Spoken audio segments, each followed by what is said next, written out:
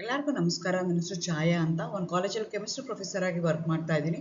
ನನ್ನ ಇಂಟೆನ್ಷನ್ ಏನು ಈ ಚಾನೆಲ್ನ ಸ್ಟಾರ್ಟ್ ಮಾಡೋದಕ್ಕೆ ಅಂದರೆ ಸಾಧ್ಯ ಆದಷ್ಟು ಕೆಮಿಸ್ಟ್ರಿ ರಿಲೇಟೆಡ್ ಟಾಪಿಕ್ನ ಸಿಂಪಲ್ ಆಗಿ ಕನ್ನಡದ ಹೇಳುವಂಥ ಪ್ರಯತ್ನ ಮಾಡ್ತಿದ್ದೀನಿ. ಕೆಮಿಸ್ಟ್ರಿ ಇಷ್ಟ ಇಲ್ದಿರೋರು ಕೆಮಿಸ್ಟ್ರಿ ಕಡೆಗೆ ಸೆಳೆಯುವಂಥ ಪ್ರಯತ್ನ ನಾನು ನನ್ನ ಚಾನೆಲ್ ಮುಖಾಂತರ ಮಾಡ್ತಾ ಇದ್ದೀನಿ. ಪರ್ಟಿಕ್ಯುಲರ್ಲಿ ಕನ್ನಡ ಮೀಡಿಯಂ ಹುಡುಗರಿಗೆ, ರೂರಲ್ ಹುಡುಗರಿಗೆ ಹೆಲ್ಪ್ ಆಗಲಿ ಅಂತ ಕೆಮಿಸ್ಟ್ರಿನ ಕನ್ನಡದ ಹೇಳುವಂಥ ಪ್ರಯತ್ನ ನಾನು ನನ್ನ ಚಾನೆಲ್ ಮುಖಾಂತರ ಮಾಡ್ತಾ ಇದ್ದೀನಿ. ಸದ್ಯಕ್ಕೆ ನೀವೇನಾದರೂ ರಾಣಿ ಚೆನ್ನಮ್ಮ ಯೂನಿವರ್ಸಿಟಿನಲ್ಲಿ ಓದ್ತಾ ಇದ್ದೀರಾ, 4th ಸೆಮ್ಮಲ್ಲಿ ಇದ್ದೀರಾ, ಕೆಮಿಸ್ಟ್ರಿನ one of the major subject ಆಗಿ ತೊಗೊಂಡಿದ್ದೀರಾ ಅಂತಂದರೆ ನಿಮ್ಗೆ ಆಲ್ರೆಡಿ ಗೊತ್ತಿರುತ್ತೆ ಕೆಮಿಸ್ಟ್ರಿ ಒಳಗಡೆ 4 ಯೂನಿಟ್ ಇರುತ್ತೆ. 4 ಯೂನಿಟ್ಗೂ from the exam point of view equal weightage ಇರುತ್ತೆ. ಕ್ವಶನ್ ಪೇಪರ್ ಪ್ಯಾಟರ್ನ್ ನಿಮ್ಗೆ ಆಲ್ರೆಡಿ ಗೊತ್ತಿರುತ್ತೆ. ಪಾರ್ಟ್ ಎ ನಲ್ಲಿ 2 ಮಾರ್ಕ್ಸ್ ಕ್ವಶನ್ಸ್ ಇರುತ್ತೆ, which is a mixture of all the 4 units. ಅದೇ ಥರ ಪಾರ್ಟ್ ಬಿ ನಲ್ಲಿ ನಿಮಗೆ ಒಟ್ಟು 4 ಕ್ವಶನ್ ಇರುತ್ತೆ. ಕ್ವಶನ್ ನಂಬರ್ 2 ಏನಿದೆಯಲ್ಲ that is related to unit 1. ಅದರಲ್ಲಿ ಯಾವ್ಯಾವ ಟಾಪಿಕ್ ಇರುತ್ತೆ ಅಂದರೆ ಯೂನಿಟ್ 1ನಲ್ಲಿ 3 ಸಬ್ ಟಾಪಿಕ್ಸ್ ಬರುತ್ತೆ. D and F block elements ಅಂತ ಬರುತ್ತೆ, ಚಿಲೇಟ್ಸ್ ಅಂತ ಬರುತ್ತೆ, ಅದೇ ಥರ ಎನ್ವೈರನ್ಮೆಂಟಲ್ ಕೆಮಿಸ್ಟ್ರಿ ಅಂತ ಬರುತ್ತೆ. ಅದರಲ್ಲಿ ಏರ್ ಪೊಲ್ಯೂಷನ್ ಮತ್ತು ವಾಟರ್ ಪೊಲ್ಯೂಷನ್ ಬರುತ್ತೆ. ಅದೇ ಥರ ಯೂನಿಟ್ 2ನಲ್ಲಿ ನಿಮಗೆ ಎಲೆಕ್ಟ್ರೋಕೆಮಿಸ್ಟ್ರಿ ಬರುತ್ತೆ. ಅದೇ ಥರ ಕೆಮಿಕಲ್ ಕೈನೆಟಿಕ್ಸ್ ಬರುತ್ತೆ.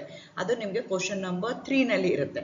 ಕ್ವಶನ್ ನಂಬರ್ 4ಅಲ್ಲಿ ನಿಮ್ಗೆ ಏನಾಗುತ್ತೆ, ಯೂನಿಟ್ 3 ಕ್ವಶನ್ಸ್ನ ಕೊಡ್ತೀವಿ. ಯೂನಿಟ್ 3ನಲ್ಲಿ ನಿಮಗೆ reactive intermediates, identification of reaction mechanism, ಆ 2 ಸಬ್ ಟಾಪಿಕ್ಸು ಬರುತ್ತೆ.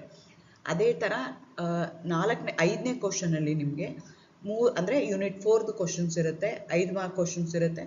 ಅದರಲ್ಲಿ ಯಾವ್ಯಾವ ಟಾಪಿಕ್ಸ್ ಬರುತ್ತೆ ಅಂದರೆ ಐಆರ್ ಸ್ಪೆಕ್ಟ್ರೋಸ್ಕೋಪಿ ಬರುತ್ತೆ, ರಾಮನ್ ಸ್ಪೆಕ್ಟ್ರೋಸ್ಕೋಪಿ ಬರುತ್ತೆ, ಮಾಸ್ ಸ್ಪೆಕ್ಟ್ರೋಸ್ಕೋಪಿ ಬರುತ್ತೆ. ಅದಾದಮೇಲೆ ಆರೋಮ್ಯಾಟಿಕ್ ಹೈಡ್ರೋಕಾರ್ಬನ್ಸ್ ಬರುತ್ತೆ. ಆ ಎಲ್ಲ ವಿಡಿಯೋಗಳನ್ನ ಅಪ್ಲೋಡ್ ಮಾಡಿದ್ದೀನಿ. ಈಗ last chapter along with the question and answers upload ಮಾಡಿದ್ದೀನಿ. ಅದರಲ್ಲಿ ಬರುವಂಥ ಲಾಸ್ಟ್ ಅಂದರೆ ಈಗೆಲ್ಲಾನು ಮಾಡಿದ್ದೀನಿ. ಯೂನಿಟ್ 2ನಲ್ಲಿ ಕೆಮಿಕಲ್ ಕೈನೆಟಿಕ್ಸ್ದು ವಿಡಿಯೋಸ್ ಈಗ ಅಪ್ಲೋಡ್ ಮಾಡ್ತಾ ಇದ್ದೀನಿ. ಅದರಲ್ಲಿ 2 ಥಿಯರಿ ಬರುತ್ತೆ in order to understand the rate of the reaction. ಒಂದಕ್ಕೆ ಕೊಲ್ಯೂಷನ್ ಥಿಯರಿ ಅಂತ ಕರಿತೀವಿ, ಇನ್ನೊಂದಕ್ಕೆ ಟ್ರಾನ್ಸಿಷನ್ ಸ್ಟೇಟ್ ಥಿಯರಿ ಅಂತ ಕರಿತೀವಿ. ಈ ಹಿಂದಿನ ವಿಡಿಯೋಗಳಲ್ಲಿ ಕೊಲ್ಯೂಷನ್ ಥಿಯರಿ ಅಂದ್ರೇನು, ಆಕ್ಟಿವೇಶನ್ ಎನರ್ಜಿ ಅಂದ್ರೇನು, ಥ್ರೆಶೋಲ್ಡ್ ಎನರ್ಜಿ ಅಂದ್ರೇನು, ಎಫೆಕ್ಟಿವ್ ಕೊಲ್ಯೂಷನ್ ಅಂದ್ರೇನು, ಅದನ್ನೆಲ್ಲನೂ ಇನ್ ಡೀಟೇಲ್ ಆಗಿ ನಾನು ಹೇಳಿದ್ದೀನಿ. ಅದೇ ಥರ ಟ್ರಾನ್ಸಿಷನ್ ಸ್ಟೇಟ್ ಥಿಯರಿ ಅಂತ ಎಕ್ಸ್ಪ್ಲೈನ್ ಮಾಡಿದ್ದೀನಿ. ಕೊಲ್ಯೂಷನ್ ಥಿಯರಿ ಎಷ್ಟೊಂದು ಆನ್ಸರ್ ಮಾಡೋಕ್ಕೆ ಅನೇಬಲ್ ಆಯಿತು. ಅದನ್ನೆಲ್ಲ ಆನ್ಸರ್ ಹುಡುಕ್ತಾ ಇದ್ದಾಗ ಬಂದಿರೋವಂಥ 2ನೇ ಥಿಯರಿನೇ ಟ್ರಾನ್ಸಿಷನ್ ಸ್ಟೇಟ್ ಥಿಯರಿ ಅಂತ ಹೇಳ್ತೀವಿ. ಇದನ್ನು ಎರಡನ್ನೂ ನಾನು ಹಿಂದಿನ ವಿಡಿಯೋದಲ್ಲಿ ಇನ್ ಡೀಟೇಲ್ ಆಗಿ ಹೇಳಿದ್ದೀನಿ. ಈ ವಿಡಿಯೋದಲ್ಲಿ ಅವೆರಡರ ಮಧ್ಯೆ ಅಂದರೆ ಕೊಲ್ಯೂಷನ್ ಥಿಯರಿ ಮತ್ತು ಟ್ರಾನ್ಸಿಷನ್ ಥಿಯರಿಗಿರೋ ಅಂಥ ಡಿಫ್ರೆನ್ಸ್ ಏನು, ಸಿಮಿಲಾರಿಟೀಸ್ ಏನು, ಅದನ್ನು ಎಕ್ಸ್ಪ್ಲೈನ್ ಮಾಡೋಣ ಅಂತ ಅಂದ್ಕೊಳ್ತಾ ಇದ್ದೀನಿ. ಎಗೇನ್ ವೆಲ್ಕಮ್ ಟು ಕೆಂಚಾಯ. ನನ್ನ ಚಾನಲ್ನ ಸಬ್ಸ್ಕ್ರೈಬ್ ಮಾಡಿ, ಶೇರ್ ಮಾಡಿ, ಸಪೋರ್ಟ್ ಮಾಡಿ.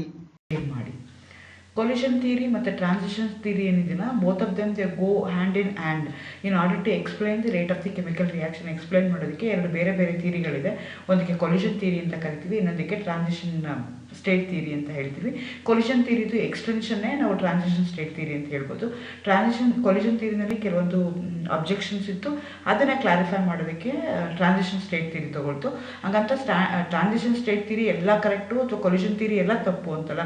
ಕೊಲ್ಯೂಷನ್ ಥಿಯರಿನಲ್ಲಿ ಆನ್ಸರ್ ಮಾಡೋಕ್ಕೆ ಆಗ್ತಿರೋದನ್ನು ಆನ್ಸರ್ ಮಾಡ್ತಲ್ಲ, ಆ ಥಿಯರಿಗೆ ನಾವೇನಂತ ಕರಿತೀವಿ, ಟ್ರಾನ್ಸಿಷನ್ ಸ್ಟೇಟ್ ಥಿಯರಿ ಅಂತ ಕರಿತೀವಿ.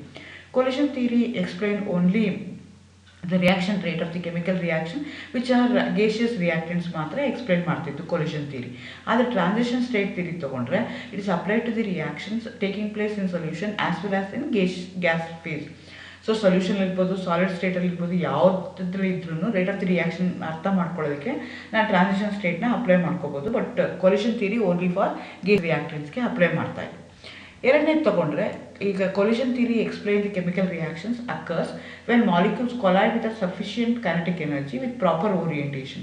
It is based on kinetic theory of gases. Collision theory ಏನು ಹೇಳುತ್ತೆ ಅಂದರೆ, 2 ರಿಯಾಕ್ಟ್ ಆಗಬೇಕು ಅಂದರೆ they should collide with each other, they should have minimum amount of energy. That energy we are going to call it as activation energy.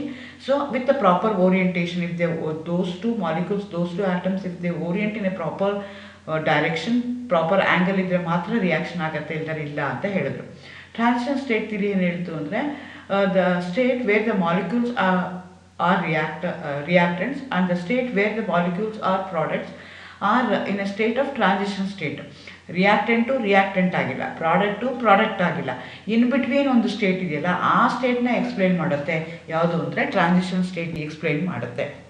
Collusion theory ಏನು relate ಮಾಡುತ್ತೆ ಅಂದರೆ, collisions between the gaseous molecules. Collision theory ಏನು ಹೇಳುತ್ತೆ ಅಂತಂದರೆ ಏನೇನಕ್ಕೆ relate ಮಾಡುತ್ತೆ ಅಂತಂದರೆ collision between the gaseous molecules. Transition state theory ತೊಗೊಂಡ್ರೆ relates the formation of intermediate compounds in a transition state. So ಇದು ಇಂಟರ್ಮೀಡಿಯೇಟ್ ಸ್ಟೇಟ್ ಬಗ್ಗೆ ಇನ್ಫಾರ್ಮೇಷನ್ಗೆ ಕೊಡ್ತಾ ಹೋಗುತ್ತೆ.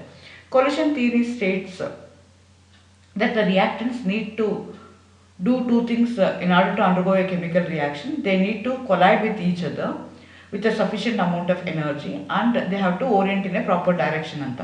ಇದೇ ಟ್ರಾನ್ಸಿಷನ್ ಸ್ಟೇಟ್ ಥಿಯರಿ ಏನು ಹೇಳುತ್ತೆ ಅಂದರೆ it assumes a special type of chemical equilibrium, quasi equilibrium between the reactants and the activated transition state.